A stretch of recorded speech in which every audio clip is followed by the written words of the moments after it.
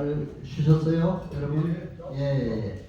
그럼 이제 그래도 우리 교육이기 때문에 또 시간은 지켜야 되니까. 그러나 여러분 점심시간은 늦지 않도록 12시 10분 전에 끝내드리겠습니다. 그러니까 참고로 그렇게 하시고 강의 들으시면 좋겠습니다. 그 피곤할 때는 한 10분 쉬는 것도 그런 훈련도 해야 되겠더라고요. 푹 쉼으로써 피로가 풀리게 하는. 그렇죠? 여러분, 그리고 여러분 오늘 강의 듣는 분들 오프라인 상에서나 온라인 상에서나 너무 열심히 들어주셔서 제가 다시 한번 감사드립니다. 사실 열심히 듣기만 하면 교육학에서는 30% 40% 기억한다고 합니다. 근데 그걸 써가면서 중요한 내용을 써가면서 들으면 60, 70% 기억한대요. 근데 실제 생활 속에서 실천하면은 90%, 100% 기억하고. 그러니까 여러분들 오늘 이제 제 강의를 잘 기억하시고 행정사로서 잘 이렇게 훌륭한 행정사로서 일하시려면 물론 듣는 것도 집중력이 들어야 되지만 또 중요한 건 메모도 뭐 여러분 강의 안에 옆에 이렇게 해주셔도 되고 또 이제 그 이제 생활 현장에서 행사 개업을 해가지고 생활 현장에서 실제 그리고 또 반복해서 듣는 그게 또 익숙하게 돼요. 그러니까 아까도 말씀드렸지만 제 유튜브 영상 통해서 여러분들 계속 들어주시면은 여러분들이 도움이 될 수 있으리라고 믿습니다. 그래서 감사드리고 혹시 또 이제 강의 들으시다가 의문난 점이 있으면 저한테 전화도 주시면은 제가 연락을 또 드리든가 또 뭐 상담만 있으면 해주시면 고맙겠습니다. 뭐 참고로 적어 놓으시죠. 여러분 교재에다가 010-3709-7156입니다. 010-3709-7156 여러분 교재에 적어 놓으시면 이제 또 잊지 않고 상담도 하시고 이렇게 한 번 만남이 영원한 만남, 우리 살아있는 동안에 서로 좋은 결과 됐으면 하는 마음입니다. 저는 참 강의하면서 보람있는 게 어떤 행사님들 지난번도 보니까 장황하게 그렇게 그냥 강의에 수고하시고 좋은 강의 들었습니다 이렇게 문자를 보내주니까 너무 고맙고 또 내 자신이 행복하더라고요. 근데 사실은 칭찬과 웃음은 최고의 구제래요. 그렇죠? 강하면 서로 칭찬해주고 또 이렇게 웃어주고 이렇게 하면서 인간관계하는 것 바로 그게 좋은 자세다 이렇게 생각을 합니다. 여러분 우리 행정사님들은 다 그런 마음으로 우리가 서로 화목하고 사랑으로 하나 되는 우리 행정사회가 됐으면 하는 마음입니다. 자, 이번 시간은 중요한 행정기본법. 아까 이제 사실 행정기본법은 어떤 법이냐면 아까 행정에 관한 법이 몇 개라고 그랬죠?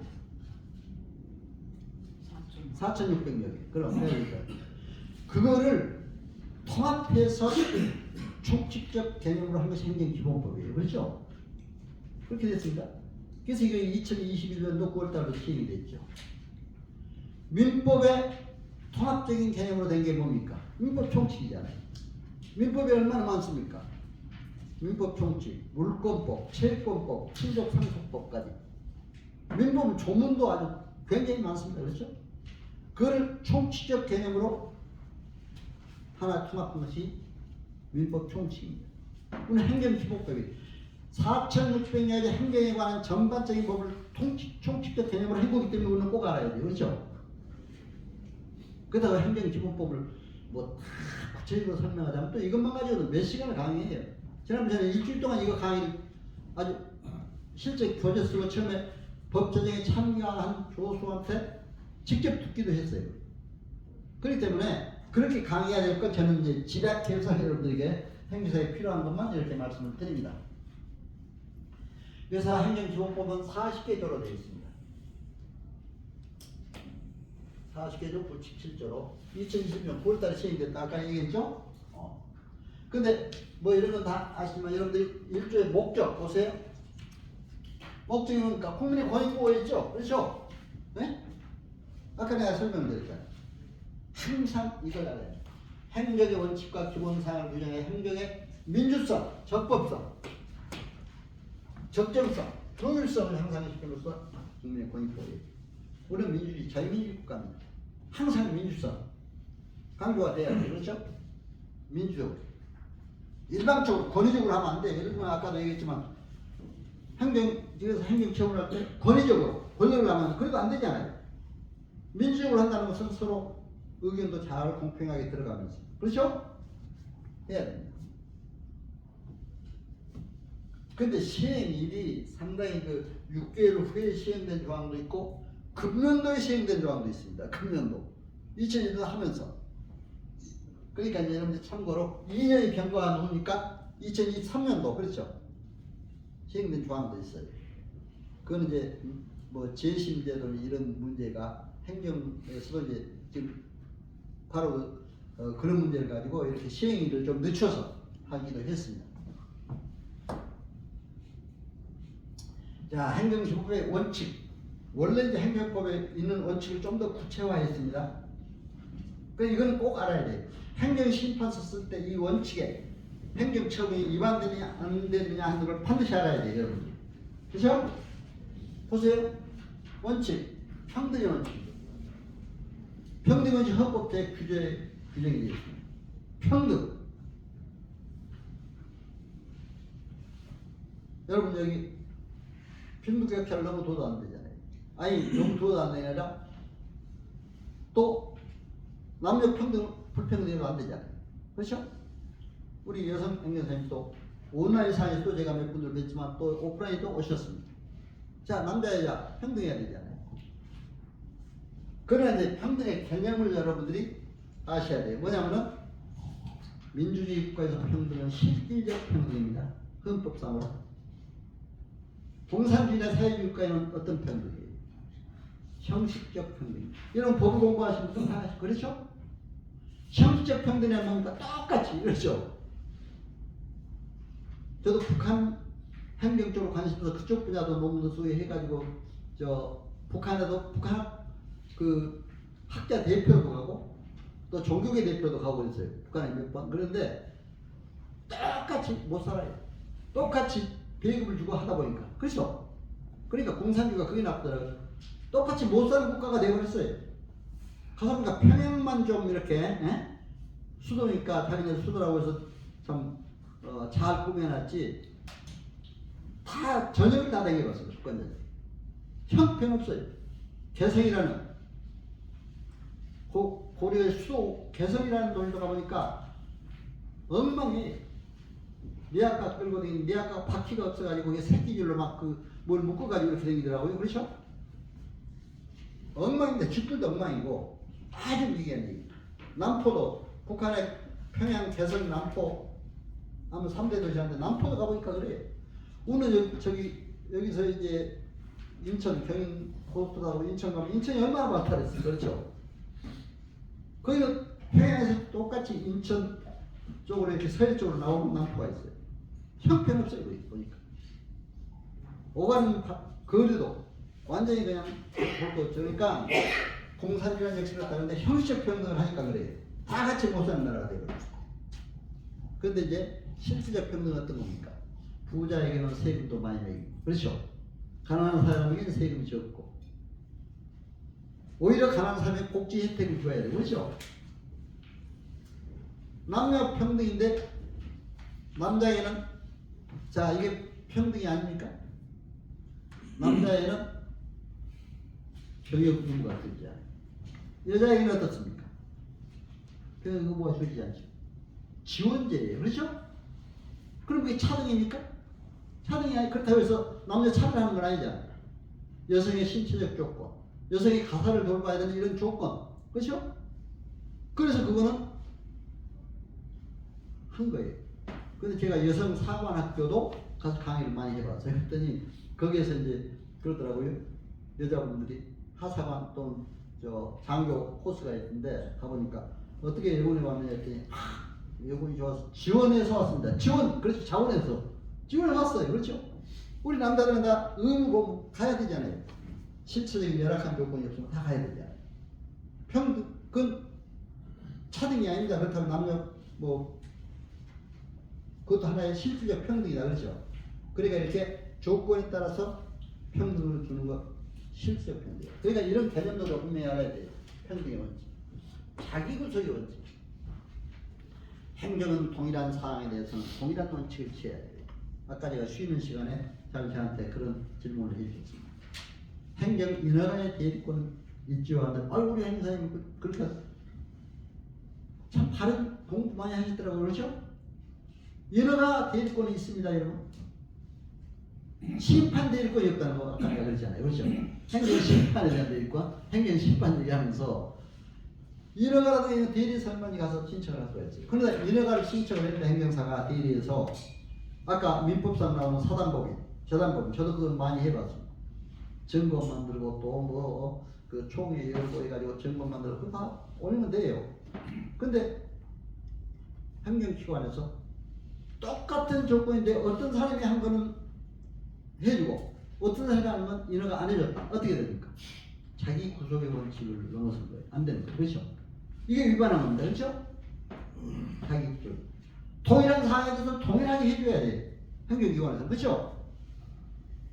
자기 구속의 원칙을 넘어선 거예요. 근데 여러분 법인 설립 얘기가 나와서 있는데 앞으로 법인 설립할 때 이런 게 있어요. 중앙관서에서 하는 경우가 있고 지방자치단체에서 하는 경우가 있습니다. 근데 저는 통일법인 이런 건 많이 했는데 그건 전부 통일부에서 중앙관서에서 해요. 거의 다. 근데 문화예술 관계는 중앙관서에서 하는 것도 있고 지방에도 이관된 게 많아요. 저는 그 가수들 법인 하나 해줬거든요. 나보고 가서 법인 설립을 하나 해달라고 가서 막 했어요. 사무실에 가서.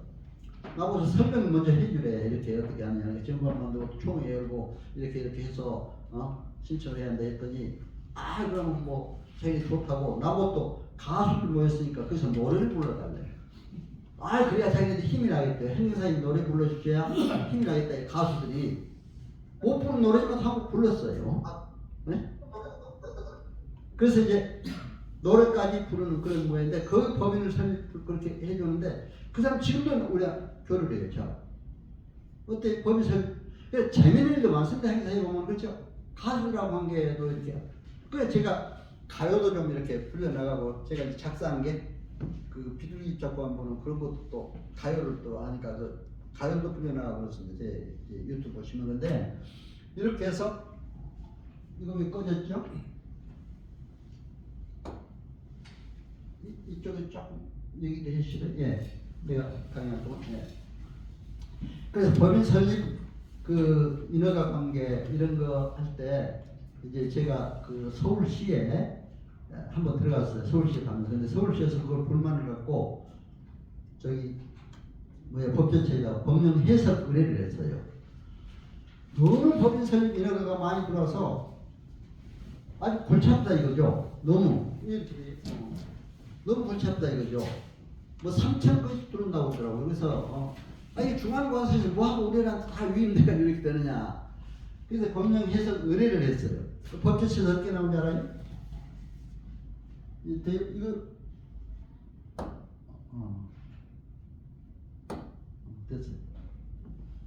그래서 법제처에서 어떻게 해석이 나온지 알아요? 여러분 그것도 아셔야 돼요. 시도 지부, 광역시도단위 지부가 2-3개 있고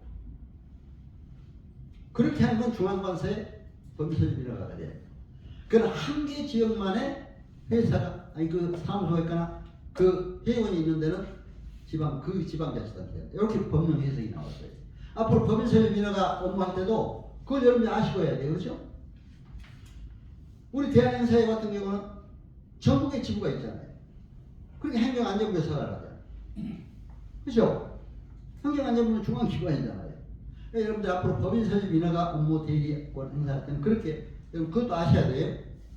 그래서 이제 그런 법령 해석도 있다. 법령 해석도 법제처에 있다는 걸 여러분들 아시고 알아야 된다. 자, 그럼 이제 저기 행정사법에서 사용하는 용어였던 법령, 뭐 법률, 규칙 이런 게 다 이제 우리 행사 알아야 되죠. 행정규칙, 대법원 규칙, 뭐 감사무실, 헌법재판소 규칙. 그렇죠? 법령이니까 법률과 명령이죠. 법률은 헌법부터 일반 법률. 그렇죠? 명령에는 뭐가 있습니까? 대통령령, 총리령, 부령 다 있잖아요. 또 세부 규칙, 이런까지 알아야 된다 해서 이제 영어 정의를 거기서 했습니다.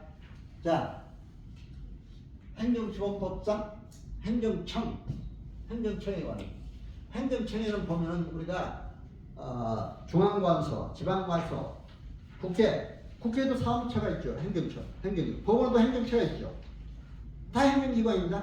그리고 국회에 근무하는 사람들은 우리 행정사역을 다 받아요. 그렇죠? 법원 행정처 근무에 따르면 받아요. 세무사도 행정기관에 일단 세무사역도 받고 행정사역도 받더라고요. 법무사도 마찬가지입니다. 어디 뭐 검찰청이 있었다든가 행정기관에 법원 행정사 법무사 자격 같이 받아요. 여러분 참고로 그렇죠? 그래 우리 이제 행정사들 그런 행정청이 있다는 걸. 그리고 이제 각 지방자치단체 또 공무수탁 위탁받은 사인도 행정기관이다. 사인에게도 위탁을 할 수가 있으니까. 그러니까 이제 저는 보면은 우리 국민이 주권자로서의 우리 헌법상 주권자잖아요. 국민이 주권자는 모두 다 행정기관이다 이렇게 이해할 수 있어요. 광범위하게. 그러나 국민 일일이 다 행정기관을 할 수가 없으니까 행정청을 만든 거 아니에요. 그렇죠? 시도 뭐 지방의 리 동사무소. 여러분 이제 행정사로서 앞으로 자치위원회도 많이 참여하세요. 그럼 참 좋은 일이 많더라고요. 자치위원, 주민자치위원, 행정사로서 활동할 그런 일이 많다는 걸 아시고.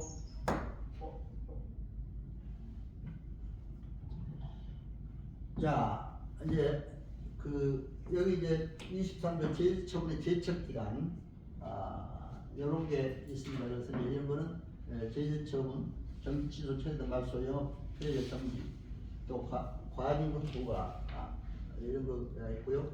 또 거짓이나 그밖에 부정한 방법으로 인허가를 받거나 이렇게 신고를 한 경우 이것도 제척. 이런 경우는 이제 제재를 할 수가 있다 이런 얘기입니다. 그리고 이제 제재 처분을 아니하면 국민의 생명 또는 환경을 심각하게 해칠 우려가 있는 경우는 제재 처분을 할 수가 있다 이런 거예요. 그래서 이제 이렇게 이란에도 불구하고 행정심판의 재결이나 법원의 판결에 따라서 제재 처분이 취소 철회된 경우에는 재결이나 판결이 확정됐다 하더라도 그 전까지는 취소 제재 처분을 할 수가 있다 이런 얘기가 있습니다. 그래서 이런 뭐 좀 약간 어려운 거는 뭐 여러분들이 이제 다음에 법조항을 가지고 이제 일일이 따지겠습니다만 이런까지 구체적으로 설명하면 또 시간이 그러니까 이런 게 있다는 걸 아시고, 이건 제가 이제 생활행정 또는 국민권익 이걸 이제 별도로 이렇게 먼저 여러분들 행정 작용에 대해 설명하기 위해서 먼저 제가 한번 해봤습니다. 자, 행정 작용. 행정법에도 아까 헌법에도 국가의 기본 조직과 작용이라는 법이라고 있잖아요. 행정법도 마찬가지입니다. 행정의 조직과 작용을 하는 겁니다. 그렇죠? 작용이란 뭡니까? 행정행위, 행정처분 모두를 다 합해서 작용이라고 그러죠. 작용은 국민의 기본권과 직접 관련되어 있기 때문에 이걸 좀 더 깊이 알아야 됩니다. 자, 행정처분 14조부터 23조까지 행정기본법에 공권력 행사의 거부, 예준한 행정작용, 행정기준, 불소급의 취재. 그러니까 행정처분, 행정행위는 불소급의 원칙이 적용된다. 이렇게 되어 있습니다. 바로 지금부터 소급해서 하지 않고 바로 오늘 처분했으면 그때부터 이제 된다 이거죠. 그런데 행정의 기본법에서 소급 적용되는 경우가 있어요. 어떤 경우인지 아십니까? 예를 들면 과태료가 부가가 500만 원인데 새 법에는 500만 원인데 지난 법에서는 200만 원이다. 국민에게 유리한 경우가 200만 원이잖아요. 그때는 국민에게 유리한 경우로 한다 이렇게 하고 있습니다. 여기 이 온라인상의 화면이 지금 꺼졌는데 우리 미안합니다. 여기 한번 좀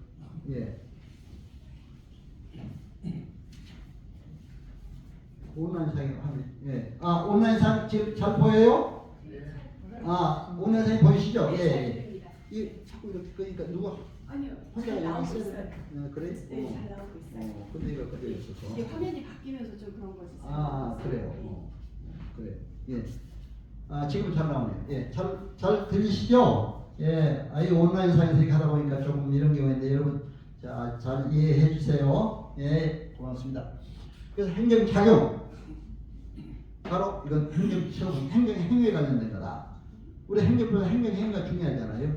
그래서 이제 이런 거다 하는 걸 여러분들이 아시고 행정처분에 관한 모든 것, 기본법이나 행정에 관한 법이 불성배의 원칙이 적용된다. 그러나 소급해서 적용될 수 있는 것은 예를 들어 국민에게 유리한 경우, 그렇죠? 과태료가 500만 원인데 과거의 법은 200만 원이라면 그 법을 적용한다. 그러니까 행정기관에서 현행법에 따라서 다 했는데 이런 경우를 또 처벌해요. 과태료 처분, 기타 과징금 이런 게 처분이 어떻게 되느냐 보고 과거의 법이 유리했냐면 그 법을 빨리 봐야 돼요. 그래서 행정심판 같은 데도 이런 걸 잘 적용하면 다 이겨낼 수가 있잖아요. 그렇죠? 이런 걸 알아야 된다. 공법상 계약, 당사자의 합의로 공공기관 간에서 예를 들어 국가의 공공단체나 도로관리 합의한다든가 지금 서울시와 뭐 한다든가 지금 뭐 어디 각 시와 뭐 서울시와 뭐 어디 시와 뭐 합의를 논의한다든가 이렇게 하는 게 다 저 공적인 공법상 계약이라고. 아까 임대차 계약이나 또 다른 계약은 사법상 계약이면 그렇죠? 공법상 계약 있고 사법상 계약 있다. 그러나 우리 행정상 공법상 계약도 다 할 수가 있다. 같이 공법상 문제도 이렇게 참고로 하시면 되겠습니다.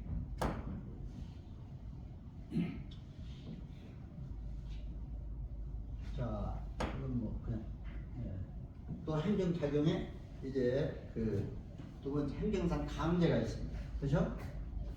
행정 목적 달성에 필요한 경우에 불법 건축물 철거한다든가 이행 강제금을 얘기하는 강제징수 이건 세무상 관련된다면 국세 정에서 돈을 안 낼 때 막 강제 징수하는 경우 그 건축물 철거하라고 철거 안 할 때 불법 건축물 강제적으로 철거하는 경우 이런 강제 행위도 할 수가 있다 이런 거예요. 그렇죠? 그리고 이제 이의신청 제시입니다. 이거는 이제 처분을 받을 때 이의신청은 30일 이내에 반드시 해야 돼요. 그렇죠 여러분? 이의신청하는 거. 행정처분이 있은 날부터 30일 이내. 우리가 그런 걸 잘 알아야 돼요. 그리고 행정심판 며칠 내야 되니까. 행정처분이 있은 날부터 180일. 있음을 안 날로부터 90일. 행정심판법에는 규정이 되어 있어요. 이런 걸 알아야 여러분들이 이제 필요한 것은 행정처분서가 나올 때 절차상 하자가 없으면 이런 걸 다 행정기관에서 동시를 해야 돼요. 그렇죠? 행정처분이 그러니까 며칠 내에 여러분 행정심판 할 수가 있습니다. 며칠 내에 이의신청을 할 수가 있습니다. 30일 내에 뭐 한다든가 또 180일 내에 행정심판을 할 수가 있습니다. 또 안날부터 90일 내에 할 수 이런 걸 공지를 안 하면은 받은 사람한테 행정 절차상 하자가 되는 거잖아요. 행정 절차상의 하자만 가지고 해도 그거는 이겨요. 그렇죠?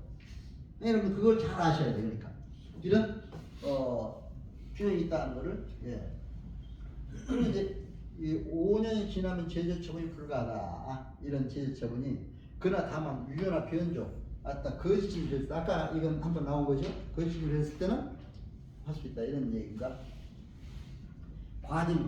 과징금 법령에 따라 의무 위반자에 대하여 과징금 부과하죠. 공익을 해칠 우려가 있는 경우에 영업정지 처분 같은 게 과징금 부과를 같이 할 수가 있어요. 그런데 영업정지 처분을 하지 않고 사실은 과징금 부과로 끝내는 것도 있어요 법에. 그러니까 아까 업무정지나 영업정지 할 때 아니 영업정지 하지 말고 좀 돈으로 차라리 과징금을 얼마 내라 했으면 훨씬 더 그 사람한테 유익이잖아요. 6개월이라든가 이런 거 정지시키면 굉장히 마음의 상처도 되고 그동안 사업을 못하니까 그렇죠 손해잖아요. 그러니까 이렇게도 할 수가 있다 이런 조항이 있어요. 그럼 왜 이렇게도 할 수 있는데 그렇게 했느냐? 할 수도 있잖아요. 그러니까 이런 것 과징금 부과도 가능하다. 그렇게 되어 있습니다. 그래서 이제 이런 것이 있다는 걸 여러분들 참고로 하시고 나가시면 되겠습니다. 이의신청 처분의 재임사 지금 말씀드린 거고요.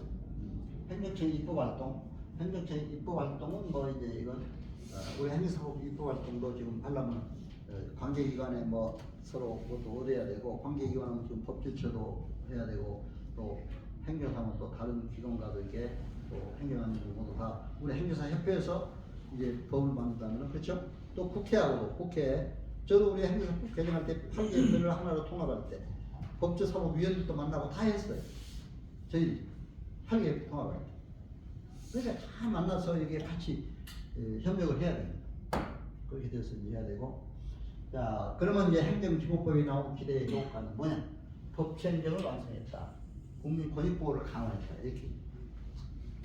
사실 법치행정이 완성되고 아까 우리가 그 법률유보 원칙이나 아까 평등 원칙 그 뭐도 있었잖아요. 자기구속 원칙이라든가.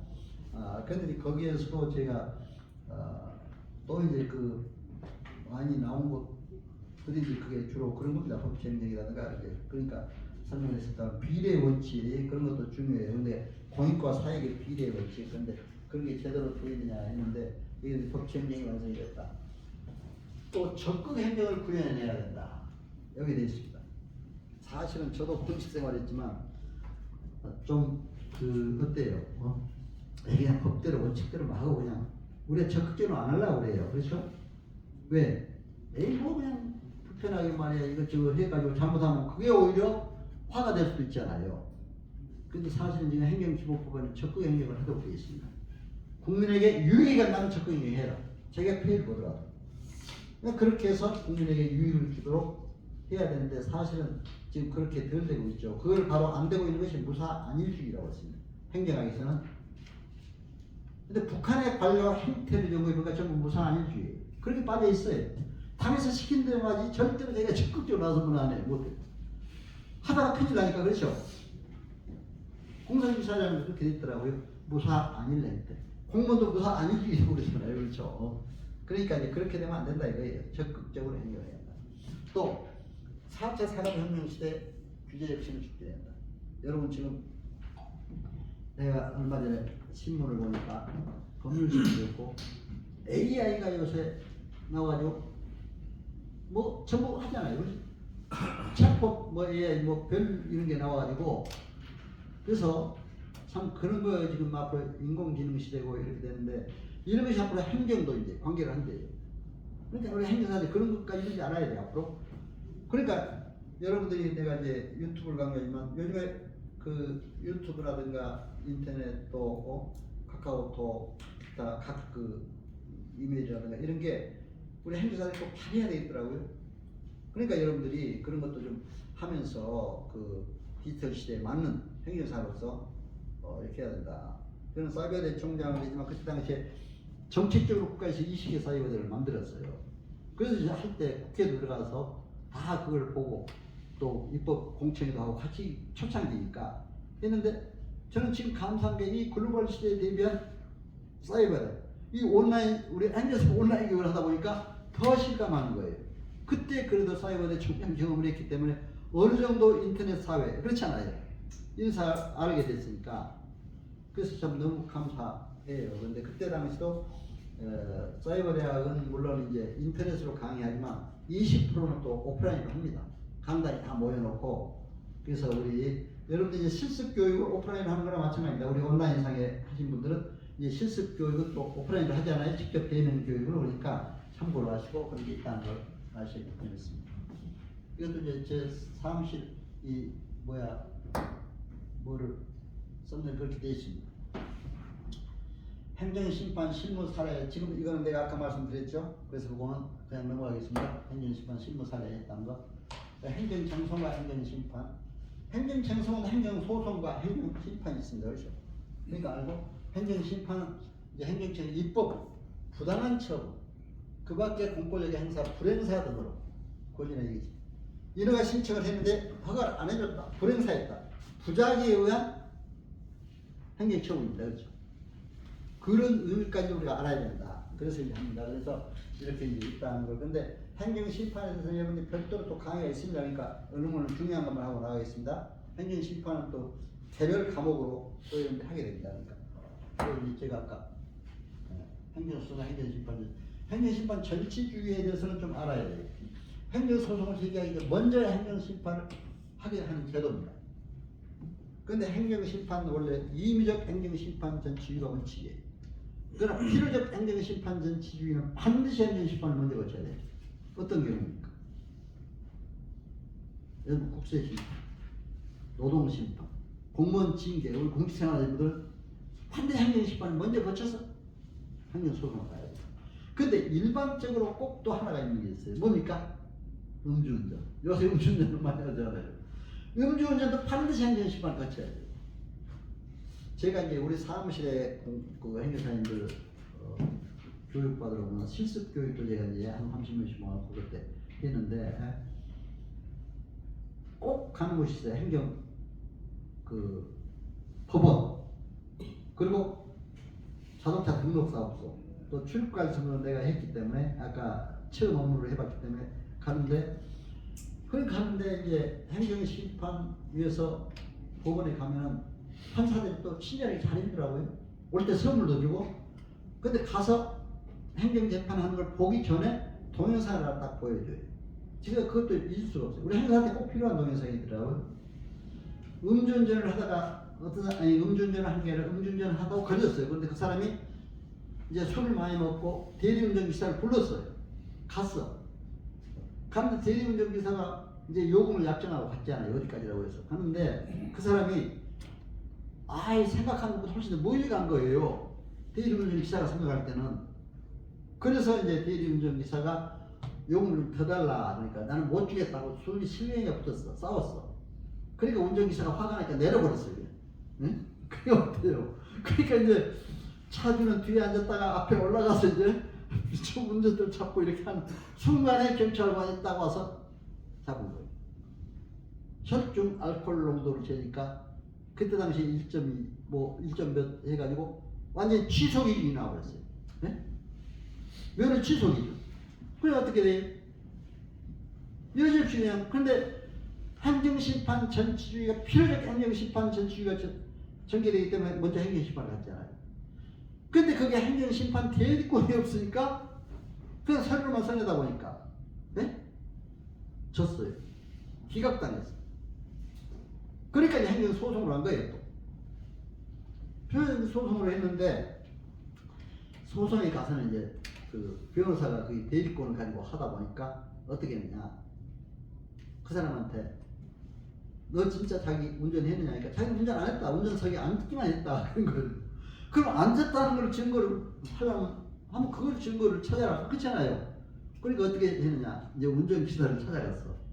어떻게 알아가지고 찾아가지고 내가 여기 앉아서 운전하는 말에 당신 여기 내리려는데 내가 이 자리라면 운전 안 따르면 좀 입증 좀 해달라 그랬어요. 난 사실이다. 그게 거짓말이 아니다. 거짓말이 또 위증이잖아요. 그러니까 와서 보니까 진짜 그 자리거든요. 운전기사가 자기가 내려준 자리. 그렇죠?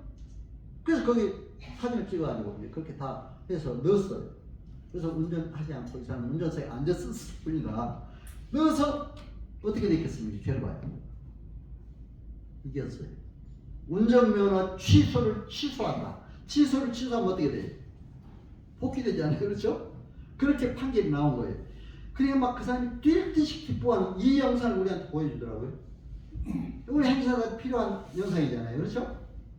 그래서 야, 이게 참 행정법원에 갈 만하다. 그때 친절하게 해주고 그러면서 나와서 또 행정소송 사건 몇 건도 보고 다 안내해서 자기들 해서 그러고 왔거든요. 그게 참 필요하더라고요. 이런 데는 가봐야 돼요. 그래서 이런 경우도 있다. 그러니까 아까 필요적 행정심판 전치주의 얘기하기 위해서 제가 말씀드린 겁니다. 그걸 좀 더 여러분들이 구체적으로 알기 위해서. 그 다음에 행정심판은 주로 취소심판이 많습니다. 거의 다 뭐 무효하긴 원천적으로 무효시키는 거니까. 또 의무이행심판 어떻게 하면 부작위로 인해서 아까 얘기했잖아요. 여러 가지 있는데 이는 안 해줬다. 그건 행정심판. 그것도 할 수가 있어요. 그렇죠? 이제 행정심판 쓰는 거는 여러분들 이제 다음에 구체적으로 이제 행정심판 시간을 하도록 하고 여러분들 제 강의 한번 보시면 됩니다. 자, 행정사법 제도. 원래 이제 이렇게 대서부제 규칙으로 적용 목표돼서 그러나 내가 왜 이걸 우리 국가가 있는 행정기관이 있잖아요. 옛날에 삼국시대는 행정이 없었습니까? 다 행정기관이 있었잖아요. 그렇죠? 조선시대는 없었습니까? 고려시대는 없었습니까? 그러나 행정사라는 그 업무와 유사한 제도가 있는 것이 대서규칙이다. 그렇죠? 그래서 이걸 소개한 거예요. 행정. 근데 그러니까 우리가 참 조심해야 될 것이 마침 행정사를 어떤 대소소라 이렇게 그냥 뭐하게 생각하는 사람도 있어요. 그러면 여러분들이 긍지를 갖고 있는 행정사로서 전문 자격사다. 원래 법무사도 사법대소 그랬잖아요 옛날에. 공인중개사 복덕방이라고 했잖아요. 공인중개사도 제가 공인중개사도 이랬대. 여러분 자격하는 따는 게 좋아요. 제가 이제 사무관 그때 시험 합격해가지고 공직에 들어가자마자 공인중개사 1회 따놨거든요. 그러더니 공인중개사도 교육도 하고 막 은퇴 가서 보고 경매관계도 교육하고 그래봐서 그런데 갔는데 공인중개사 교육하는 교수들도 다 그러더라고요. 절대로 앞으로 복덕방이라는 이름 쓰지 마라. 그리고 사장이라는 이름도 쓰지 말라. 공인중개사 지금 사장이라고 그래요. 사장이 그렇죠. 공인중개사를 왜 사장이라고 그러냐. 차라리 공인중개사 어느 사무소 대표 그렇죠. 변호사들이 사장이라고 합니까? 안 하지 않아요. 세무사를 사장이라고 합니까? 공인중개사 스스로 위상을 높이려면 사장이라는 말 빼라. 공인중개사를. 우리 행정사 여러분 행여라 누가 사장이라고 부르더라도 그건 아니라고 그러세요? 여러분 혹시 개업해서 뭐 사장님 개업하면 또 어디 사무실 하나 가지고 있으면 사장님이라고 부를 수도 있어요. 우리가 사회에서 높고 낮고 그런 게 문제가 아니라 우리 스스로 그렇죠? 자긍심을 갖고 개업할 때는 반드시 대표행위여서 딱 이렇게 할 수 있도록 여러분들 해주시면 고맙겠다 해서 말씀을 드립니다.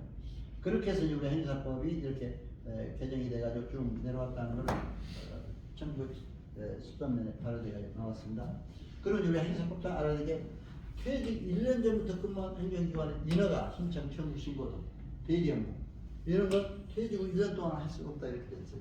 그러니까 이제 정관 예우한다 그런 말이 있으니까 우리도 1년 동안 자기 부서에 어떤 인허가 이런 거 신청을 할 수가 없다. 이렇게 여러분들이 아시면 됩니다. 그리고 이제 국무회의 통과 후 행정사법이 이제 이렇게 해서 바로 시행령도 나오고 그렇게 해가지고 중앙 대한행정사회로 통합이 됐습니다. 그래서 사실은 제가 행정사 법령 제도에 의해도 제가 처음에 우리 교재편찬위원회도 들어갔었어요. 그래서 거기 표지에 있는 걸 제가 이렇게 썸네일에 여러분 우리 온라인상에서 밴드로 다 받으셨을 줄 믿습니다만 밴드로 받으셨어요 전부? 강의야? 받으셨죠? 받으셨으면 온라인상에 손 한번 들어보죠. 예, 지금 받으셨는데 오프레 다 받으셨죠? 예, 밴드로 이렇게 해서 저는 썸네일도 좀 가능하면 예쁘게 하려고 이렇게 좀 도식도 여러 가지로 색깔도 다양하게 해서 좀 지루하지 않게 하려고 이렇게 만들어 봤습니다. 그러니까 참고를 하시고 이렇게 해서 됐다는 걸 아시면 되겠습니다. 자, 행정사법 1조의 목적은 아까 설명 많이 했죠. 2조 업무 이게 중요하죠. 그렇죠? 다른 사람이 위임을 받아야 그래서 내가 위임계약서 쓴다고 그랬죠? 각호 여부를 수행한다. 행정행위는 서류의 작성, 민원행위, 진정 건의 질의 청원 이의신청 또 권리의무나 사실 증명에 관한 서류 그렇죠? 또 계약 우리하여 또 위임계약서 작성 그리고 업무와 관련된 서류의 번역 이건 외국 번역에 있는 사항이니까 민허가 면허 등을 받기 위해 행정기관에 신청 청구 신고를 대리 여기는 대리가 있잖아요 그렇죠? 행정사법이 딱 규정이 되어 있습니다. 자 행정관계 법령 행정의 상담 또는 자문에 응답하는 행정 컨설팅 그래서 내가 행정 컨설팅 상담 이조이다. 법령에 따라 사무의 사실조사 확인 그러니까 여러분 사실조사 업무도 강의도 있을 겁니다. 여러분. 그러니까 이런 게 있다 하는 걸 여러분들 참고로 아시고 하면 되겠습니다. 그래서 내가 여기에서 이제 한 가지 중요한 그 사례를 하나 들어 말씀드릴게요. 여기 이제 내용증명이라는 말인데 내용증명도 또 많이 와요. 그런데 지난번에 오늘 전철 얘기하니까 내용증명 한 편 쓰는데 5만원 받는다 해가지고 빨리 와라 이렇게 했더라고요. 여러분 절대 우리 행사 위상을 지키려면 싸게 받는다 와라 이런 영가 경쟁을 하면 안 돼. 행사 법에도 있다가 나옵니다. 안 돼요. 그건. 행사 법상 안 됩니다. 그렇죠? 적정히 받아야 돼요. 또 어떤 사람은 행사 사무실에 앞쪽에 놓고 어떤 사람 10만원 받는데 어떤 사람 20만원 받았다 이거예요. 10만원 받는 쪽으로 사람들이 다 몰리니까 또 20만원 받은 사람이 또 막 그냥 그 사람한테 항의하더라고요. 그렇죠? 그게 아주 조심해야 돼요. 이런 게 이제 개업을 했을 때도. 근데 보통 내용증명서 하나 쓰면 간단한 건 10만원 또 좀 복잡한 건 20, 30만원 받습니다. 그렇죠? 한편 쓰는데 근데 저는 내용증명 한 번 써가지고 꽤 많이 받았어요. 아니 그걸 내가 달라고 해서 받은 것도 아니에요. 본인 스스로 가진 거예요. 그렇죠? 스스로 가진 건 위반이 아닙니다. 그렇죠? 컨설팅 어떤 사람이 대치동에서 학원을 경영했는데 여러분 요즘 대치동 학원 많이 나오죠. 유명한 대학 다 들어가는 학원이잖아요. 나왔는데 거기에서 이제 그 사람도 업무 정지를 당한 이렇게 예고가 왔어요. 영업 정지 뭐 그 학원 정지 왜 그러느냐 했더니 노동부에서 그런 게 왔대. 직원들이 월급을 안 줬다고 왔대. 그래 내가 이제 그 사람이 나한테 찾아와서 행사님 이것 좀 해결. 내가 그렇다고 노동사한테 가봐 그렇게 하면 안 돼요. 우선 상담을 해봐야 되잖아요. 그렇죠? 행사 할 일이 하니까 행정기관에 서류를 써내야 될 건 민원 서류를 써낼 건 해야 되니까 물어봤어요. 그랬더니 처음에 그 서로 동업하자고 한 사람이 동업 자금을 안 내고 자기 직원들만 3명을 채용을 시켜놨대. 그게 화가 나니까 동업 자금을 안 냈으니까 그냥 월급을 안 준 거예요. 몇 달, 3개월 이상. 응? 그러니까 그 사람들이 또 신고를 했어. 그러니까 의도적으로 그런 또 나쁜 의미가 있었는지 모르죠. 노동부 쓰이니까 월급 안 주면 금방 문제가 되잖아요. 안 줬다고 해서 또 정기 예고한 거예요. 통금. 그래서 내가 그럼 그 사실을 다 나한테 얘기해라. 증거 서류까지, 계약서까지. 그 서류가 정확해야 돼요. 알아야 돼요. 행사사 그냥 쓰면 안 돼요. 그렇죠? 계약서는 동업계약서라든가 이런 거. 다 그걸 보고 증거를 붙여서 내용을 써가지고 어떻게 하는지 알아요? 노동부에 보냈어요. 노동부 행정심판이 아니라 다 보냈어요. 그러니까 그러면 이거는 노동부에서 바로 결정하지 않고 뭐라고 한 줄 알아요? 당사자 간에 협의해서 잘 하라 이렇게 썼어요. 또 애매하게. 그러니까 노동부도 서로 행정기관에서 그거잖아요. 그러니까 이제 내가 이렇게 왔다. 그러니까 그 사람 불러. 그래서 서로 합의해서 서로 좋게 합의해서 이 풀도록 했어. 그러니까 노동부에서 그걸 이제 노동부에 보내니까 노동부에서 없는 걸로 딱 됐어요. 그러니까 이 사람이 얼마나 고마운지 내용 중에 한 편 써서 아까 2, 30만 원 그죠? 그게 아니라 봉투를 두둑마리 가지고 어떻게 하는지 알아요? 중국집에서 맛있는 음식 해가지고 그렇죠? 이 대접받으면서 할 수가 있습니다. 잘해주면 그렇죠? 내가 요구하지도 않았는데 요구해서 그렇게 많이 받았다면 그건 잘못하면 또 이 사람이 요구해서 돈 많이 벌었어 또 고발할 수 있어요. 잘못하면 그렇죠? 자기가 스스로 준 거 그런 거는 하나도 뭐가 안 그렇죠? 아니 그냥 어디 어려운 사람 도와줄 수도 있고 또 좋은 사람 고맙다고 우리 사회도 할 수 있고 그렇잖아요. 그러니까 이런 거는 여러분들 잘 알고 해야 한다. 그런 것도 있다 해서 내가 이게 내용도 있다는 걸 얘기해서 말씀드립니다. 자, 우선 우리 행정사가 이런 거 할 때는 반드시 이 업무가 이제 주요한 출입관련 행정심판 권리구제 사실조사 이런 손실보상 토지보상 이런 업무들이 많아요. 이런 업무가 많은데 이 녹취록 작성이 나오죠. 반드시 여러분들 중요한 건 꼭 녹취를 해둬야 돼요. 법에 만약에 그 사람이 이 사람이 어떤 민원직이라도 할 수 있다 이런 의심이 간다면 반드시 당사자 간에 법에 저축되지 않는 그런 거. 그렇죠. 아까 예를 들어 자진해서 내가 이렇게 드렸습니다 하는 거 한다든가 그렇죠. 반드시 해놔야 된다. 그렇지 않고 막 여기서 나한테 내가 막 강제적으로 요구해서 줬습니다 이렇게 해보면 곤란하잖아요. 그렇죠. 네, 그런 거 여러분들이 해야 된다. 그래서 이렇게 하려면 반드시 기본법을 먼저 찾아야 돼요. 그렇죠. 국가유공자, 국가유공자 예우 지원에 관한 법률, 보험 대상 지원에 관한 법률을 먼저 찾아야 됩니다. 국가유공자만 볼 때는 국가보훈처의 대상이죠. 또 영업정지구제, 공중미세법, 식품미세법, 청소부, 음악산, 노래방 같은 데 어떤 정지됐다 할 때, 그렇죠? 이런 법을 또 음주운전면 도로교통법 반드시 봐야 돼요. 그렇죠? 아까 출입법에는 내가 아까 출입법에 국정법 봤다고 했잖아요. 반드시 이런 급급법을 먼저 찾아야 됩니다. 내 교재에다 나와서 여러분이 반드시 변대해 보시고 또 학교폭력에 관한 소리가 몇 개 했어요. 우리 행정사 보면 양당사자 예를 들면 학교폭력을 하는 가해자하고 피해자가 둘이 왔어요. 피해자가 먼저 왔어요. 근데 가해자가 또 왔어요. 나한테 그거 해결해 달라고. 제가 어떻게 얘기했습니까? 원래 가해자 피해자는 한꺼번에 못 받게 되어 있습니다. 행정법이 그렇게 되어 있어요. 그렇죠? 저는 그러나 당사자가 합의하면 할 수 있다 이렇게 됐어요. 그래서 내가 합의를 시켰어요. 둘이 좀 서로 화해하고 피해 학생한테 좀 이렇게 보상도 하고 이렇게 해서 해라 하니까 그렇게 해서 합의해 준 거 그런 걸 할 수가 있습니다. 그렇죠? 그 행정법 위반이 아니에요. 그러나 단순히 피해자한테도 수임받고 가해자한테 수임받아가지고 하면 그건 위반이에요. 그렇잖아요. 여러분들 이렇게. 그리고 이제 이런 거 각 토지보상보다 헌법 23조 공시사 토지, 예? 또 부동산 가격 조정, 공시에 관한 법률. 저는 부동산 공시 가격 이것도 많이 왔다고 동대표들이 다 찾아왔어요. 난. 이것도 하나 공시 가격 내려주는 역사가 있어요. 그리고 얼마나 그 아파트 동대표들이 고마워요. 별일들이 다 많습니다. 우리 행사가. 그러니까 환경 문제 교정위원회도 제가 가가지고 막 어떤 소가 많이 울어가지고, 응? 아니 어디 아파트 짓는데 그 축사가 있는데 아파트 짓는 소리가 많이 나요. 소리가 많이 나면 소가 죽는데요. 환경 문제 교정위원회. 그래서 제가 그 반대로 얘기했어요. 우리 행정사는 넓게 알아야 되더라고요. 축사에서 냄새가 나서 못 살겠다고 아파트에서 또 우리한테 분쟁을 조정한 해오는 사람이 있어요. 그렇죠? 반대도 알아야 돼요. 한쪽만 알면 안 돼. 그렇죠? 항상 이런 것도 알아야 된다. 그래서 이제 여러분들 이렇게 아시고, 자, 행정사가 아닌 사람이 돼서 업무를 우리가 할 수 없다. 이건 뭐 여러분들 기본적인 거니까 여기 뭐 구체적으로 안 해도. 그렇죠? 변호사를 우리가 할 수 없잖아요. 세무사를 우리가 할 수 없잖아요. 아까 노무사를 할 수 없잖아요. 그렇죠? 그러나 행정기관에 단순히 행정적인 약간 서비스 판단할 수가 있다. 행정사의 의무, 신성실의 원칙, 이건 뭐 다 이렇게 나온다. 아까 정당한 사유없이 거부할, 이건 내가 지금 정당한 사유없이 거부할 수는 없죠. 그렇죠? 이런 거 강의를 다 했기 때문에 이렇게 빨리빨리 넘어갑니다. 사무 직원, 이런 사람도 항상 정보 누설을 잘해. 그러니까 정보 누설하면 안 돼요.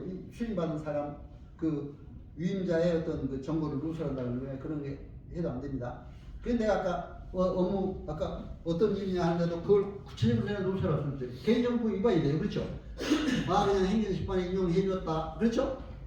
근데 그 사람 이름까지 밝히고 그 사람 뭐 밝히고 어떤 일이다 하면 그건 곤란해. 그렇죠? 그래서 내가 아까 저한테 묻는데도 그 구체적인 얘기 안 해준 게 그 개인정보법이 있기 때문에 그렇습니다. 그렇죠? 참고로 하시고, 기본 윤리 자세, 이거는 뭐 지금 아까부터 그런 신혜선 의원님이 많이 국민의 편이 이건 뭐 많이 얘기했기 때문에 자, 스티븐 버글레스라고 하는 사람은 이런 이 사회의 바이러스에 걸리지 마라 선고하려면, 그러니까 지나친 모험을 하지 말고 교만하지도 말고, 그렇죠? 또 어로니스 외로운 때 항상 아까 아끼라고 그러라고 했잖아요. 그러면 애드벤처 시킹, 모험도 하지 말고 애들한테 성적 관계, 여름에 성폭력 그런 게 많이 나오잖아요. 참 우리 물론 행사에 걸리지 않겠지만 이게 참 조심해야 돼요. 그렇죠? 요거. 그 다음에 민원 처리에 관한 법률, 아까도 이건 뭐 계속 말씀드렸습니다. 이렇게 공공기관 민원 처리가 하는데 이건 뭐 이 정도 해도 될 것 같아요. 민원 처리 원칙도 이것도 뭐 개인정보보호가 또 나오네. 그렇죠? 다 민원이 날까지 정했더라고요. 민원이 얼마나 중요한지 11월 24일로 민원이 날까지 정해가지고 이렇게 하고 있고, 또 민원 신청 접수할 때 아까 민원인에 대해서는 이제 아주 공정하게 해야 된다 이런 게 다 있습니다. 공평하게. 쓸데없는 서류 요구는 금지한다. 또 행정절차법의 목적도 보면 뭐예요? 국민의 권익 보호, 그렇죠? 공정성, 투명성, 국민의 권익을, 그렇죠? 다 그렇게 됐죠. 아까 내가 강연 쭉 말씀드린 겁니다. 절차상에 위반해 놨는데요. 어떤 그래서 이제 반드시 청문 행정절차상 공청회 의견 제출 이런 걸 다 잘해야 돼요. 청문 당사자 둘 사람 다 데려서 말을 들어봐야 돼요. 청문 꼭 공청회를 열었을 때는 많은 사람 모아놓고 공청회도 거기서 또 의견을 받아야 돼요. 행정청이 이런 절차를 거쳐야 됩니다. 그 다음에 이제 당사자들이 의견도 제출하는데 자유스럽게 제출하도록 해야 돼요. 어떤 사람 받고 어떤 사람 안 받고 그래도 안 돼요. 그렇죠? 여기도 또 신혜선의 원칙이 나오네. 그리고 항상 투명하게 이렇게 해야 된다 하는 겁니다. 행정절차법상 이제 이거는 하고 이게 이제 마지막으로 이것만 말씀드리고 마치겠습니다. 컨설팅을 잘해야 된다. 컨설팅은 아마 국제 노동기구에서는 조직의 목표를 달성하기 위해서 경영 공사의 문제점을 해결하고 새로운 기회에 발견 포착. 근데 간단히 알면 돼요. 진단해서 지도해 주는 것이 컨설팅이에요. 그죠? 의사가 진단해서 치료해 주는 거. 행정사가 고객이 오면 그 업무를 진단해서 잘 처리해 주는 게 컨설팅이에요. 그렇죠? 상담도 해주고 잘 처리해 주는 게. 진단해서 지도해 주는 거. 교육 컨설팅도 그렇게 간단히 얘기하고 있습니다. 그러니까 여러분들 그렇게 해서 한번 된다 해서 말씀드립니다. 그래서 이제 행정사 여러분들 이제 자격 취득을 받으면은 그 실무교육을 받으셨으니까 이제 업무 신고를 수료증이 나오면 이제 한두 달 후에 수료증이 나갑니다. 각 지방자치단체장부터 업무 신고를 시군구청해요. 그렇죠? 그럼 이제 사업자 등록이 나오면 저 신고증 필증이 나오면 사업자 등록 세무서에 반드시 해야 됩니다. 그래서 사업을 해야 돼요. 그리고 이제 아까 출입국까지 한 사람은 아까 이제 거기 다시 교육받고 거기서 대행기관에 등록을 받아야 온라인으로 출입관을 연구할 수가 있습니다. 그래서 이렇게 행정사 그리고 업무 처리부터 반드시 작성을 해야 앞으로 행정사로서 이제 구청에서 감사는 별로 안 나오지만 그래도 이런 걸 해놔야 돼. 명확하게 그래야 어떤 그 문제가 있을 때 그걸로 증거가 되잖아요. 그렇죠?